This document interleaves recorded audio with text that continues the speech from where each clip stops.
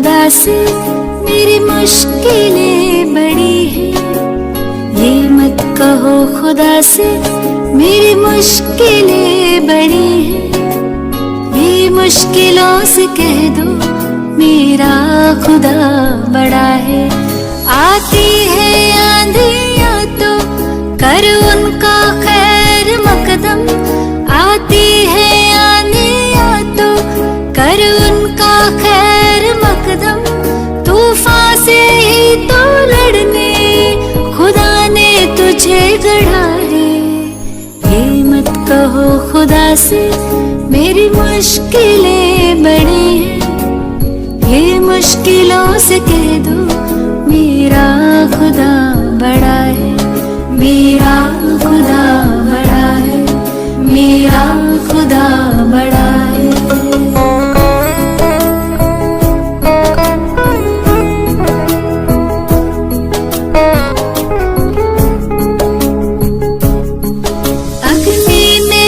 के सोना है और भी निखरता। अग्नि में तप के सोना है और भी निखरता। दुर्गम को पार करके हिमालय कोई चढ़ाए। लाएगी रंग मेहनत आखिर तुम्हारी एक दिन। लाएगी रंग मेहनत आखिर तुम्हारी एक दिन। होगा विशाल तरवर वो बीज जो पड़ा है। ये मत कहो खुदा से मेरी मुश्किलें बड़ी हैं। ये मुश्किलों से कह दो मेरा खुदा बड़ा है। मेरा खुदा बड़ा है। मेरा खुदा बड़ा है।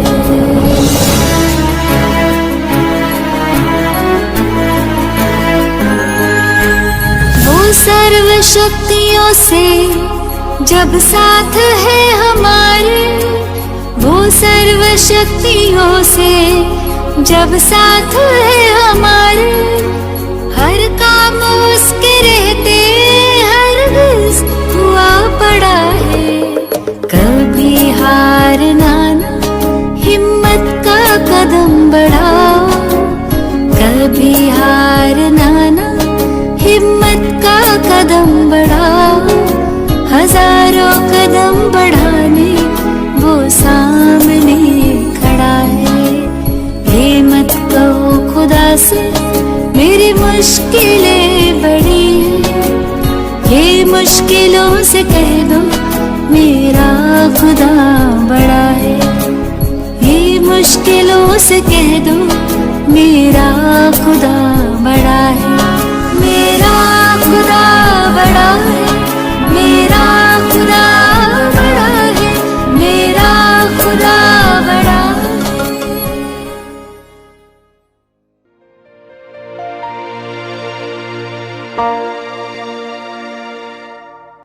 जीतने वालों को मेरा सलाम, क्योंकि एक दिन हर कोई जीतेगा। सबसे पहले चहल पहल से दूर कुर्सी या एक कोना ढूंढिए।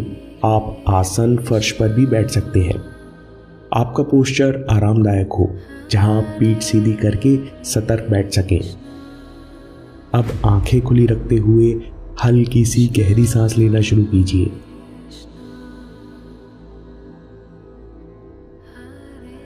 आपको अच्छा लगे तो नाक से सांस लीजिए और मुंह से छोड़िए, और देखिए कि केवल ध्यान देने से सांस अपने आप गहरी हो रही है।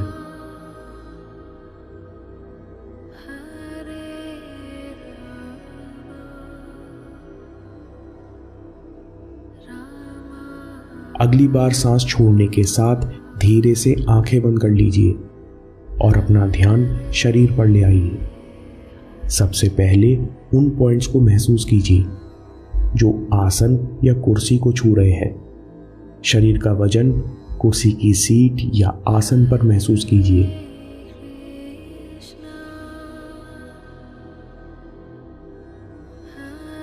पैरों को नीचे फर्श को छूता हुआ महसूस कीजिए।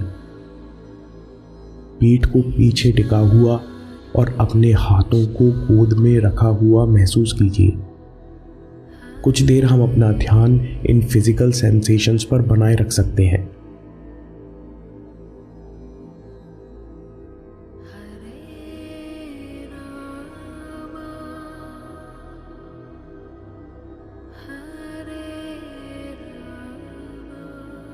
अब अपना ध्यान किसी एक सेंसेशन पर ले आइए, चाहे तो ध्यान पीठ पर ले आइए या फिर हाथ या पैरों पर।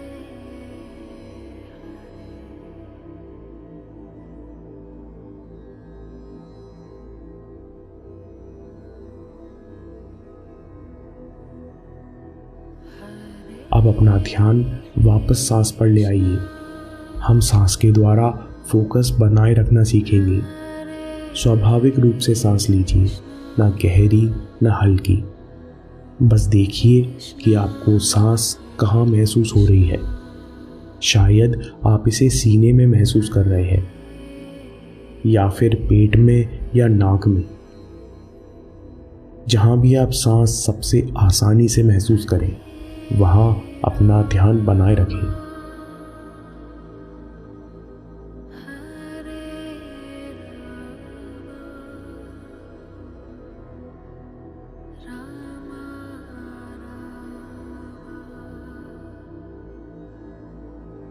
कुछ देर में आप देखेंगे कि मन कहीं और चला गया है।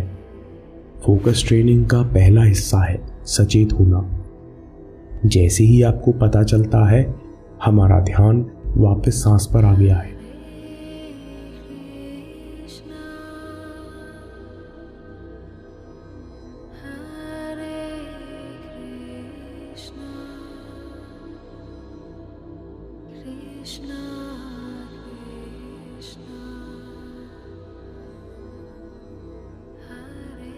अब सांस के साथ गिनती करते हैं। सांस अंदर 1, बाहर 2, सांस अंदर 3, बाहर 4, 5, 6। जब 10 तक पहुंच जाएं तो गिनती दोबारा शुरू कीजिए।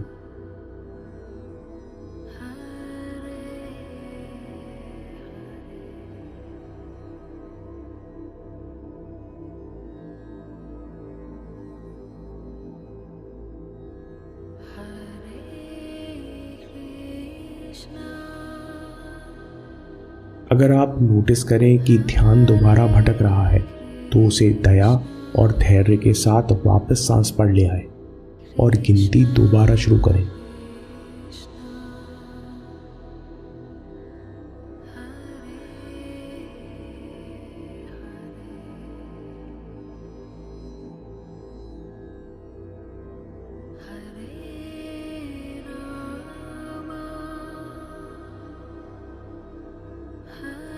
ध्यान भटकने पर अपने आप को जज न करना, ये फोकस ट्रेनिंग का दूसरा हिस्सा है।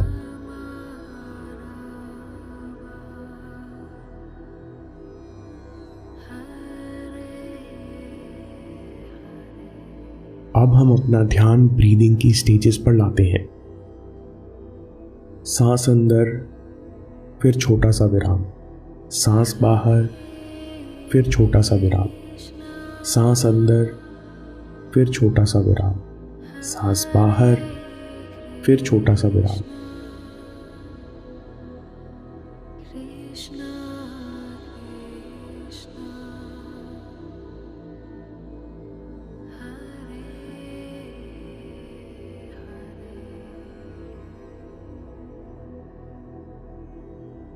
इस बीच अगर कोई विचार आते हैं तो उन्हें रोकिए मत, ना उन्हें सुलझाइए।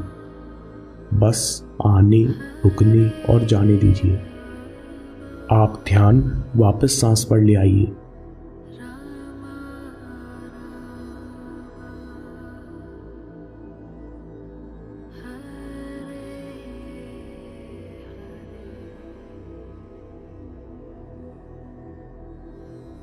विचारों से न उलझना, ध्यान वापस सांस पर ले आना फोकस ट्रेनिंग का तीसरा चरण है।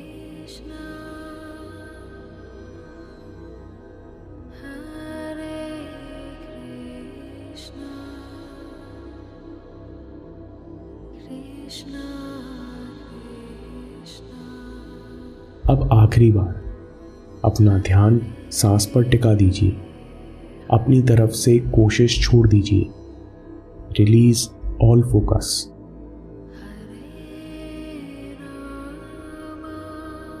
देखिए आप बिना किसी कोशिश के अवेयर बने हुए हैं।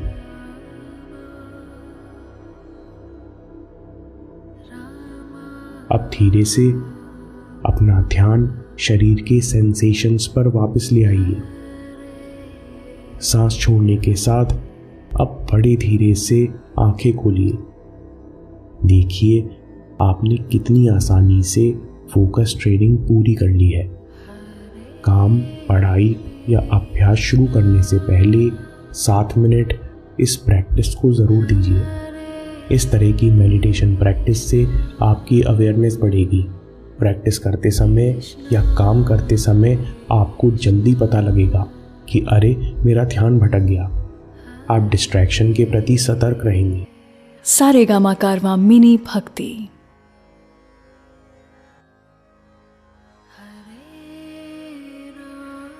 भगवद गीता अध्याय 12। दोस्तों, मंदिर में जाकर के आप ईश्वर की उपासना कर सकते हैं, या चाहें तो अपने काम को करते हुए भी कृष्ण को मन में रख सकते हैं।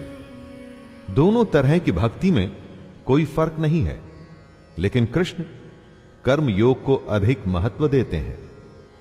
अगर आप अपना हर काम कृष्ण को समर्पित करते हुए करें तो काम का काम और कृष्ण का नाम भी हो जाएगा। मैं शैलेंद्र भारती भगवद गीता का 12वां अध्याय शुरू करता हूं, जिसका नाम है भक्ति योग।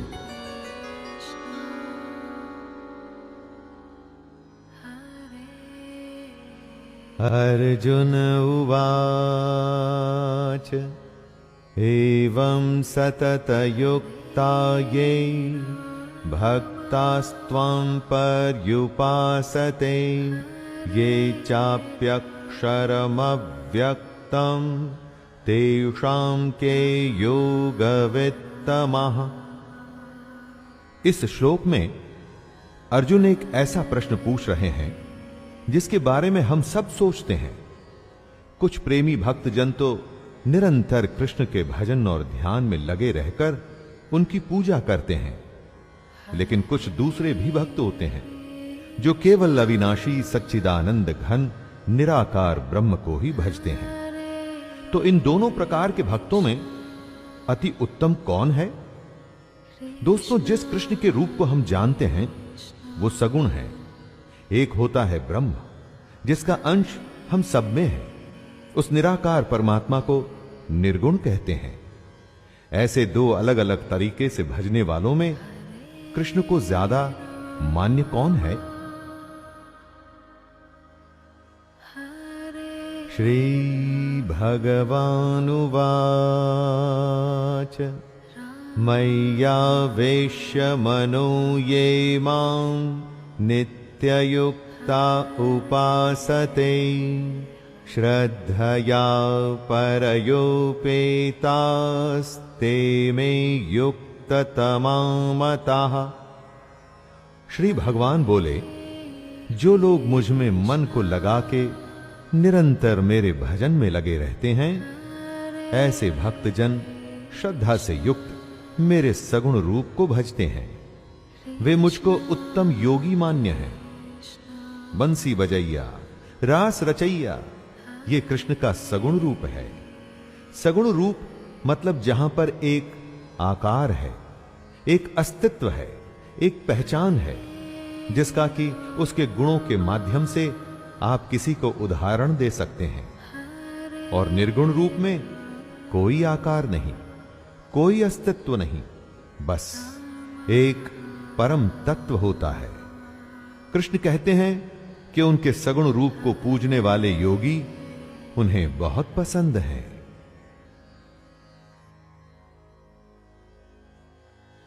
ये त्वक्षरमनिर्देश्यं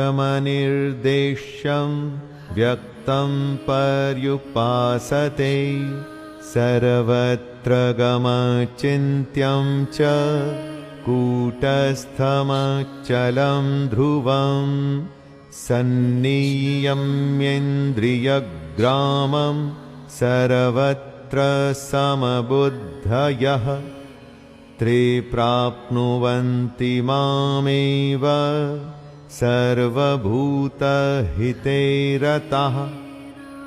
सगुण रूप को भजने वाले योगी कृष्ण को उत्तम लगते हैं, लेकिन इन श्लोक में वो उससे आगे बता रहे हैं।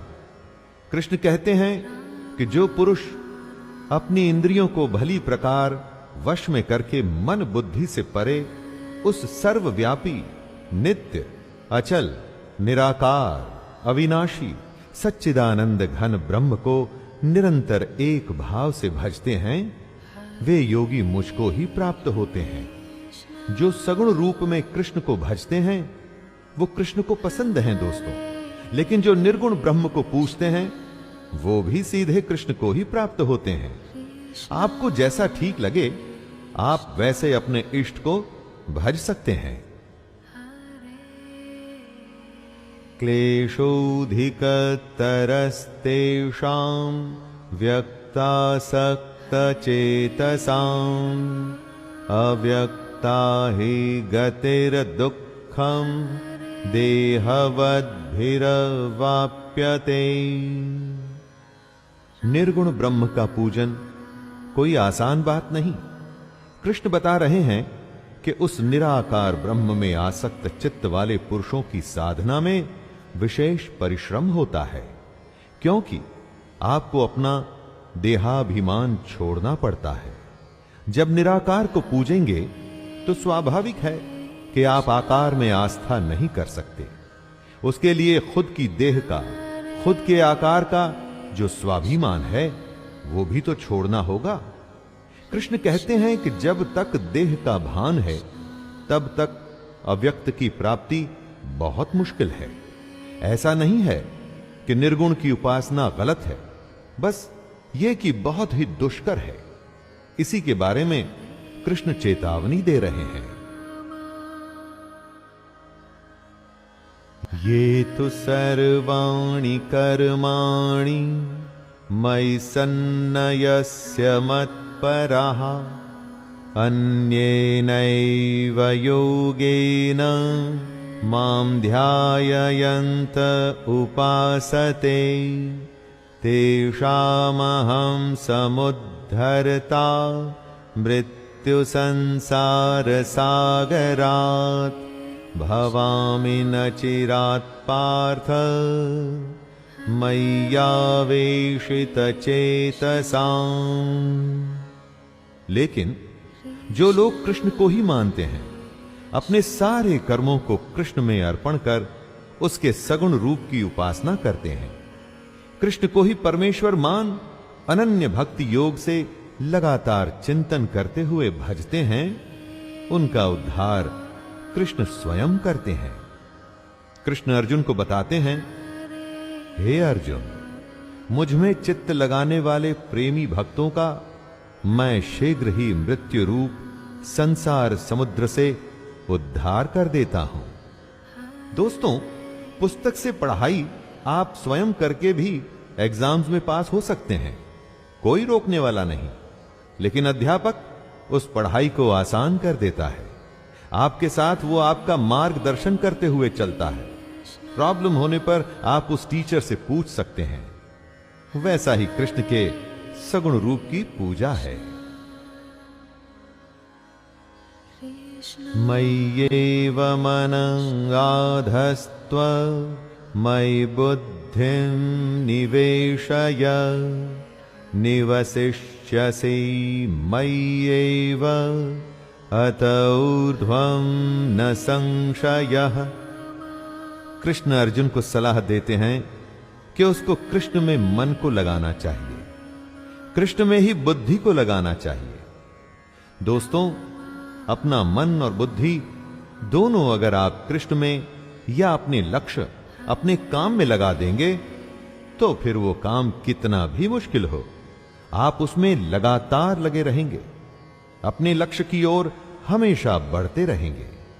ऐसा ही कृष्ण भी कहते हैं कि उनमें मन और बुद्धि लगा के भक्त फिर उनमें ही निवास करने लगता है। इसमें कुछ भी संशय नहीं है। जिस भी वस्तु या काम में मन और बुद्धि दोनों लग गई तो फिर आप उसी में ही तो निवास करने लगते हैं, उसी काम को जीने लगते हैं। और यही बात श्री कृष्ण सिखा रहे हैं। अथ चित्तं समाधातुं न शक्नोषि मयि स्थिरम् अभ्यासयोगेन ततो मामिच्छाप्तुं धनंजय। ये कह तो दिया कि मन और बुद्धि को कृष्ण में यानी अपने काम में लगाना है, लेकिन क्या यह आसान है? नहीं, बिल्कुल भी नहीं। मन कभी रुकता नहीं दोस्तों। मन का स्वभाव ही ऐसा है कि आप इसे जो करने को कहेंगे ये उसका उल्टा करने की ही कोशिश करेगा। इसको रोकना ही दुनिया का सबसे दुष्कर काम है। दुष्कर तो है, मुश्किल है, परंतु असंभव नहीं। इसी मन को साधने के लिए कृष्ण अर्जुन से कहते हैं, यदि तू मन को मुझ में अचल स्थापन करने के लिए समर्थ नहीं है तो हे अर्जुन, अभ्यास रूप योग द्वारा मुझको प्राप्त होने के लिए इच्छा कर। अभ्यास ही इस मन को नियंत्रण में करने का उपाय है। अभ्यासेप्यसमर्थोऽसि मत्कर्म परमो भव मदर्थमपि कर्माणि कुर्वन् सिद्धिमवाप्स्यसि। मन को संयम में करने का तरीका कृष्ण ने बताया और वो है अभ्यास। और यदि कोई योग का लगातार अभ्यास करने में भी समर्थ नहीं तो भी उसके लिए कृष्ण रास्ता बता रहे हैं। और वो रास्ता है केवल केवल और केवल कृष्ण के लिए कर्म करना।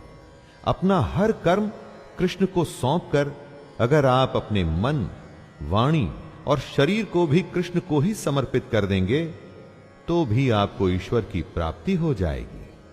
दोस्तों, इसका मतलब यह बिल्कुल भी नहीं कि आप 24 घंटे कृष्ण की पूजा पाठ में लगे रहें। इसका अर्थ है कि जो भी आप करें उसमें कृष्ण का स्मरण, उनकी बातें और उनके ज्ञान का विचार रहे। अथैतदप्यशक्तोऽसि कर्तुम् मद्योगमाश्रितः सर्वकर्म फलत्यागं ततः कुरु यतात्मवान्। कृष्ण अर्जुन से कहते हैं कि हे अर्जुन, अपने सारे कर्म तुम मुझको समर्पित कर। अपना मन और शरीर मुझ में लगाने में समर्थ न हो सके तो एक और उपाय है, और वो है कर्मों के फल का त्याग। कर्म करते हुए लाभ हानि का न सोच, फायदे नुकसान की चिंता न करते हुए अगर अपनी मन और बुद्धि पर विजय पा लेता है तो इस उपाय से तो मुझे प्राप्त कर सकता है। दोस्तों, सोचिए, अगर आपने अपने कर्म के लाभ और हानि के बारे में नहीं सोचा तो मन में कभी बुरे विचार आ ही नहीं सकेंगे, क्योंकि मन में गलत विचारों का आगमन ही लालच यानी कि लोभ से होता है।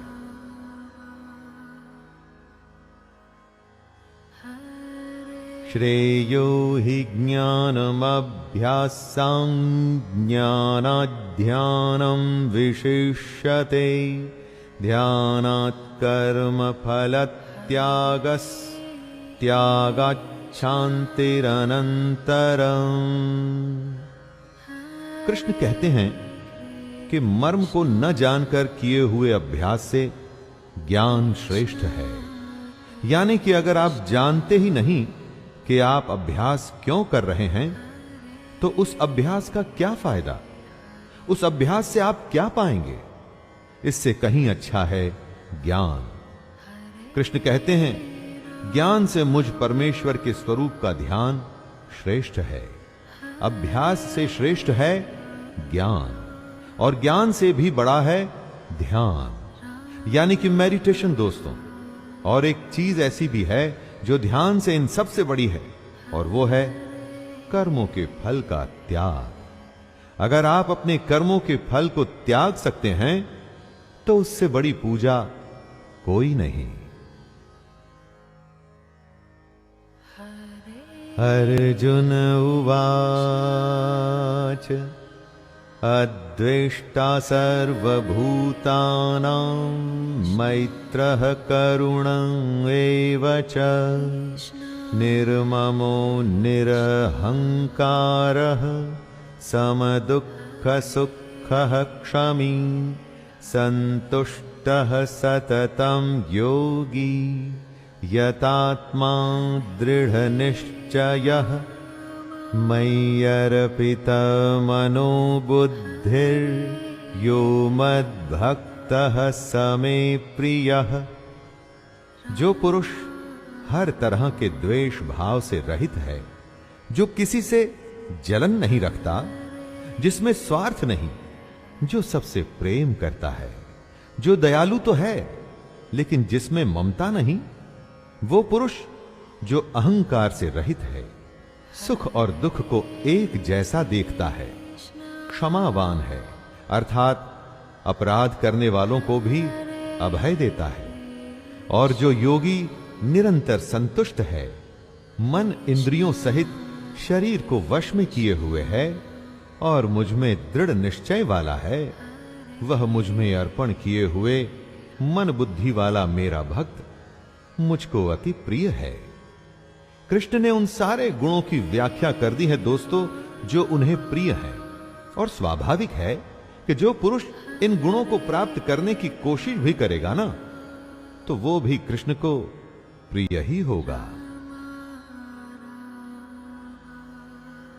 श्री भगवानुवाच यस्मान्नो द्विजते लोको लोकान्नो द्विजते च यः हर्षामर्षभयोद्वेगैर्मुक्तो यः स च मे प्रियः। कृष्ण बता रहे हैं कि जो जीव कभी उत्तेजना में नहीं आता और जो किसी और को भी उत्तेजित नहीं करता, वो योगी कृष्ण को प्रिय है। वो योगी जिसको दूसरे की उन्नति देख के जलन नहीं होती, जो सुख और दुख को एक जैसा देखता है, जो भय और उद्वेग यानी फियर एंड एक्साइटमेंट से रहित है दोस्तों, वो भक्त कृष्ण को अति प्रिय है। अगर आप देखें, ये सारी अवस्थाएं एक उत्तम योगी की हैं। वो योगी जो बस अपने काम में लगा रहता है, किसी भी तरह का भाव उसे विचलित नहीं करता, कुछ भी उसे डराता नहीं, उसका ध्यान बस अपने लक्ष्य पर, अपने काम पर रहता है। अनपेक्षः शुचिर्दक्ष उदासीनो गतव्यथः सर्वारंभ परित्यागी यो मद्भक्तः स मे प्रियः। कृष्ण कहते हैं कि योगी को आकांक्षा से रहित होना चाहिए। दोस्तों, आकांक्षा यानी कि एम्बिशन, एम्बिशन से ही सारे बुरे भाव पैदा होते हैं। एक तरह से ये ही सारी बुराइयों की जड़ है। लेकिन आपका सवाल हो सकता है कि बिना एम्बिशन के तो आप जीवन में कहीं पहुंच ही नहीं पाएंगे। वो निर्भर करता है कि आपकी आकांक्षा आखिर है क्या। अगर आप अपने कर्म और कर्तव्य को सबसे अच्छा करना चाहते हैं और वो ही आपकी आकांक्षा है, तो उसमें कुछ गलत नहीं। लेकिन अगर आपकी आकांक्षा है धन, दौलत या सांसारिक भोग, तो वो ठीक नहीं, और ये बात कृष्ण को प्रिय भी नहीं।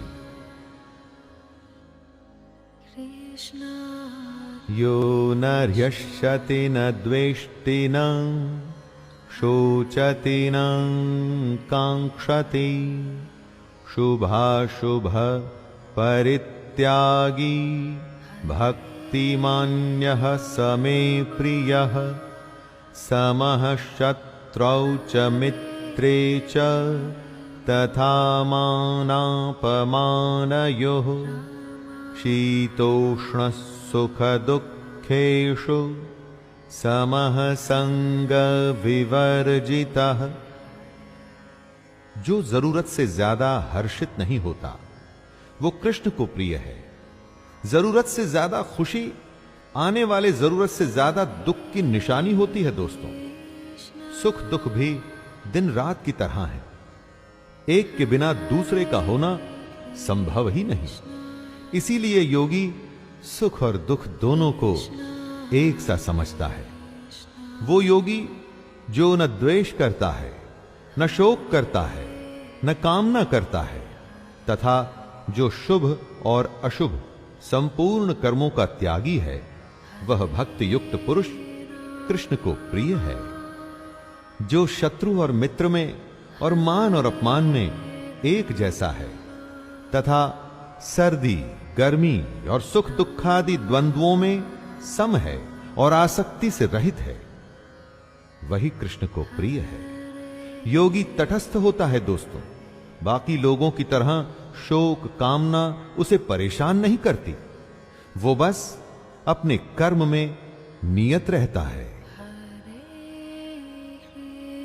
तुल्य निंदास्तुतिर्मौनी संतुष्टो येन केनचित् अनिकेतः स्थिरमतिर्भक्तिमान् मे प्रियो नरः। जब आपकी तारीफ होती है तो मन कैसे खुशी से भर जाता है, पांव जमीन पर नहीं पड़ते। और वहीं अगर हमारी निंदा हो तो कितना बुरा लगता है। पहले शर्म आती है, फिर क्रोध होता है। लेकिन जो योगी होता है वो निंदा और स्तुति को एक समान समझने वाला होता है। वो मननशील होता है, यानी कि मनन करता है, सोचता है। शरीर का निर्वाह कैसे भी हो, 56 भोग यानी कि फाइन डाइनिंग हो या सादा दाल भात हो, वो दोनों में संतुष्ट रहता है दोस्तों। योगी में न ममता होती है और ना ही आसक्ति, इसीलिए वो स्थिर बुद्धि होता है और कृष्ण को प्रिय भी। ये तु धर्म्यामृतमिदं यथोक्तं पर्युपासते श्रद्धानां मत्परमां भक्तास्तेतीव मे प्रियाः। जो पुरुष, जो योगी श्रद्धा युक्त है वो कृष्ण को प्रिय है। लेकिन श्रद्धा किस में? श्रद्धा अपने कर्तव्य में, श्रद्धा अपने कर्म में, श्रद्धा कृष्ण के ज्ञान में, उसके स्वरूप में। जहां श्रद्धा होती है वहां शंका नहीं होती, क्योंकि जिस पर आप शक करते हैं उसे सम्मान के साथ स्वीकार कैसे करेंगे? जो नौकरी आपको पसंद नहीं ना दोस्तों, उसमें पूरे मन से आप कैसे काम करेंगे? जो रिश्ता आपको पसंद नहीं उसको कैसे निभाएंगे? जीवन के हर अंग में अगर श्रद्धा हो तो सारे काम अच्छे से होते हैं। जैसे कृष्ण ने बताए वैसे ही होते हैं। जो है उसको सच्चे मन से श्रद्धा के साथ स्वीकार कर उसे और अच्छा करने की कोशिश करिए। जीवन अच्छा हो जाएगा और कृष्ण को भी आप पसंद आएंगे। दोस्तों, ये था 12वां अध्याय। इसमें कृष्ण ने योगी के गुण, उसके लक्षण और भक्ति करने के अलग अलग तरीकों के बारे में बताया। तरीका आप पर निर्भर करता है, कोई भी चुनिए, बस भक्ति सच्ची रखिएगा। तो आइए अध्याय 12 को यहीं विराम देता हूं और दूसरे अध्याय में फिर से आपसे मुलाकात होगी। तब तक के लिए अपने दोस्त शैलेंद्र भारती को आज्ञा दीजिए। जय Shri Krishna.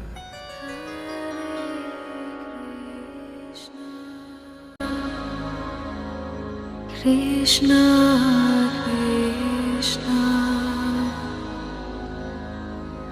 Hare Hare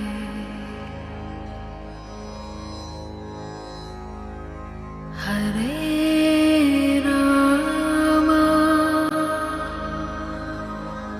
Hare Rama Rama Rama Hare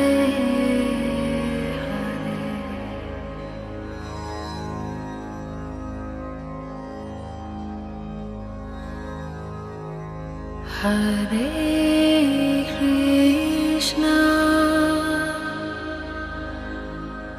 Hare Krishna Krishna Krishna Hare Hare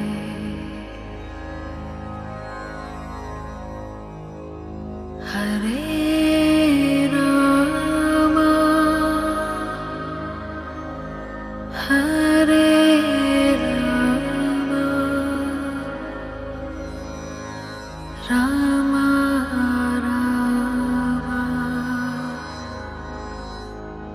Hare Hare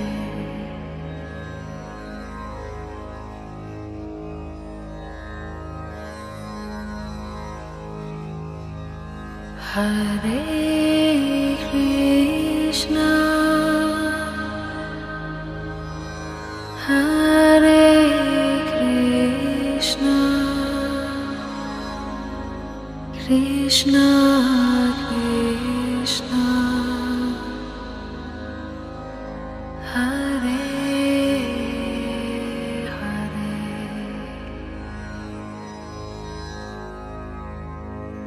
Hare Rama Hare Rama Rama Rama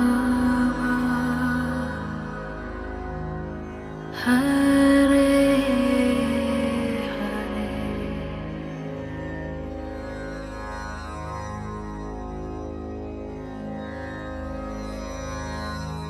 Hare Krishna Hare Krishna Krishna Krishna Hare Hare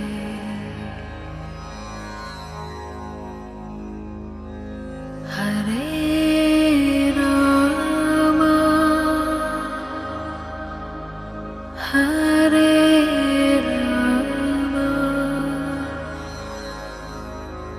Rama Rama Hare Hare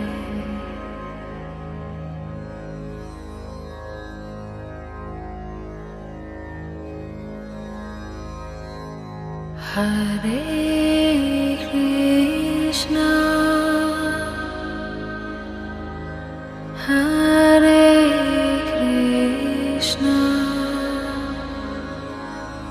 Krishna Krishna Hare Hare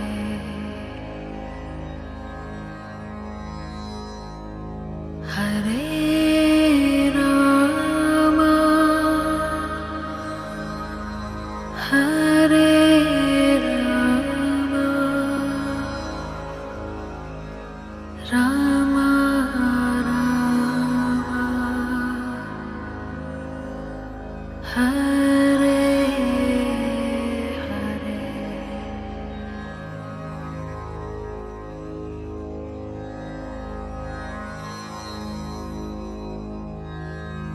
Hare Krishna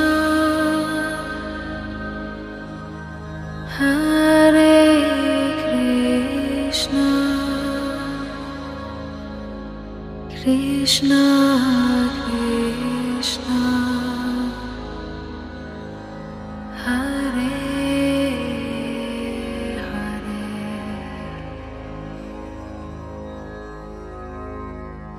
Hare Rama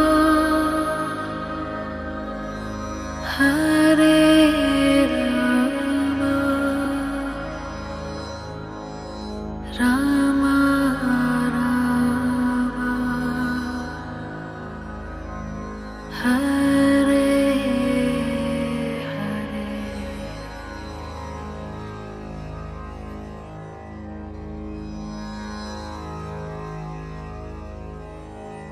Hare Krishna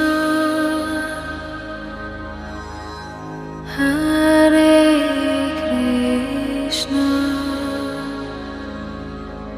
Krishna Krishna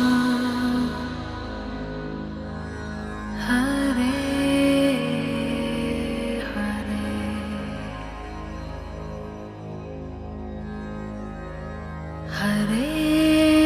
Rama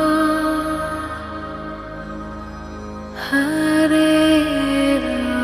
Rama Rama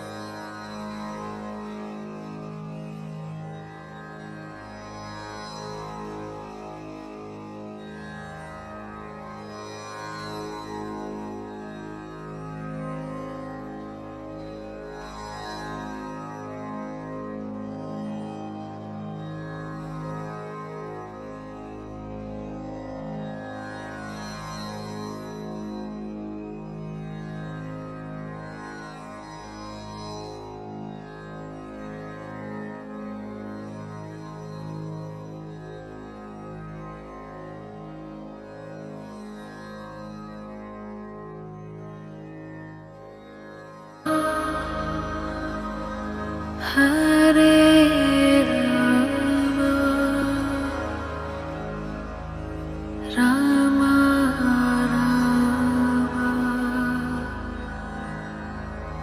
Hare Rama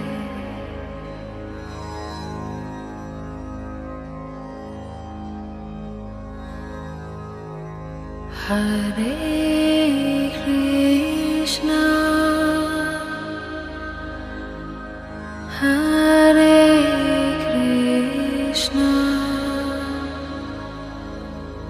Krishna Krishna Hare